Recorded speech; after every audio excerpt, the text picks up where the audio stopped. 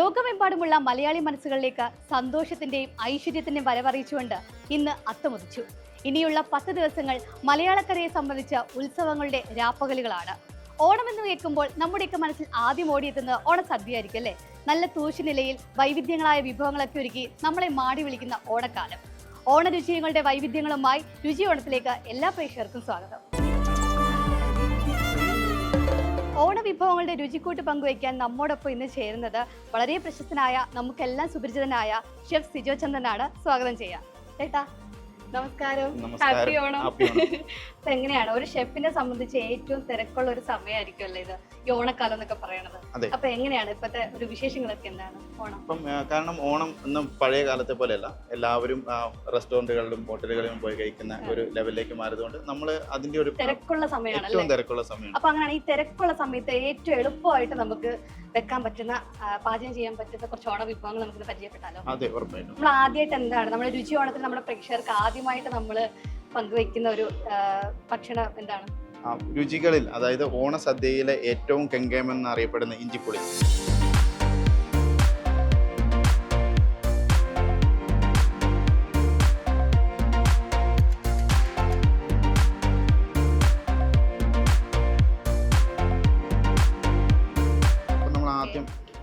കുറച്ച് ഓയിൽ നമ്മൾ ഒഴിക്കും.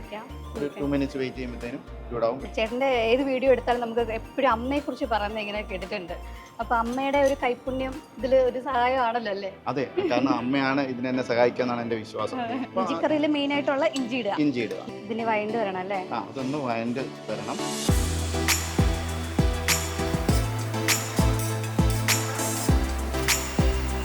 നമ്മുടെ ഇത് കറക്റ്റ് പാകമായി. ഇപ്പൊ നമുക്ക് ഇതിന് ഇതിൽ നിന്ന് കോരി മാറ്റാം. ഇനി നമ്മൾ ഇതിനെ നന്നായിട്ടൊന്ന് പൊടിച്ചെടുക്കും. ഇതേ ഓയിൽ തന്നെയാണ് നമ്മൾ ഇനിയുള്ള കുക്കിങ്ങിന് നമ്മൾ യൂസ് ചെയ്യുന്നത്. കാരണം എന്താണെന്ന് വെച്ചാൽ ഇതിന്റെ ആ ഫ്ലേവർ, ഇഞ്ചിയുടെ ആ ഫ്ലേവറാണ് നമ്മൾ നല്ല സ്മെല്ലുണ്ട്. ഇത് നമ്മുടെ വാളംപുളി നന്നായിട്ട് ഒരു ചൂട് വെള്ളം ഒഴിച്ചിട്ട് കുറച്ച് നേരം നമ്മൾ സോക്ക് ചെയ്ത് വെക്കണം. അതിനുശേഷം നല്ലപോലെ പിഴിഞ്ഞെടുത്ത് അതിൻ്റെ ഒരു ഇതാണ്. അത് കുറച്ച് തിക്കായിട്ട് നമുക്ക് കണ്ടാൽ മനസ്സിലാവും, കുറച്ച് തിക്കായിട്ടാണ് ഉണ്ടാവുക. അത് നമ്മൾ ആദ്യം ഒരു പാനിലേക്ക് ഒഴിക്കും.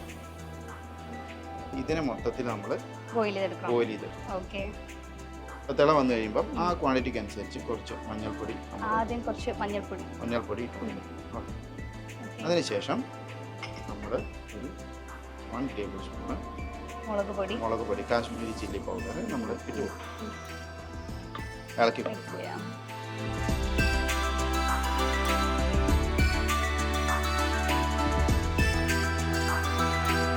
അടുത്ത് നമ്മൾ കുറച്ച് ഇഞ്ചി വയറ്റിയ ഓയിൽ ഉള്ളി വയറ്റാനായിട്ട് നമ്മൾ ഒഴിക്കും. ചെറിയ ഉള്ളി നമ്മൾ എടുത്തിടുക ആ ഒരു പോർഷൻ.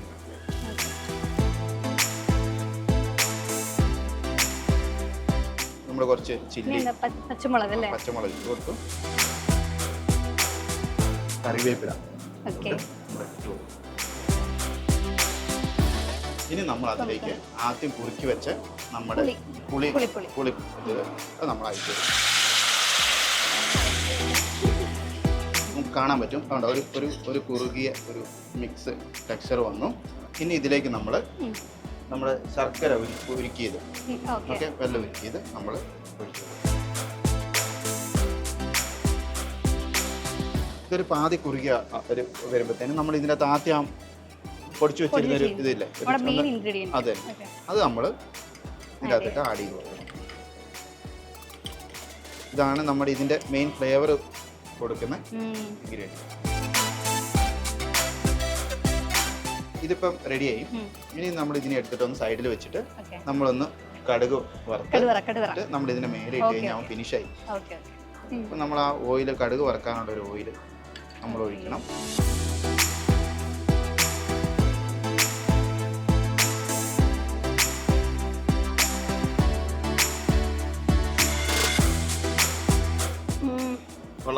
അടിപൊളി.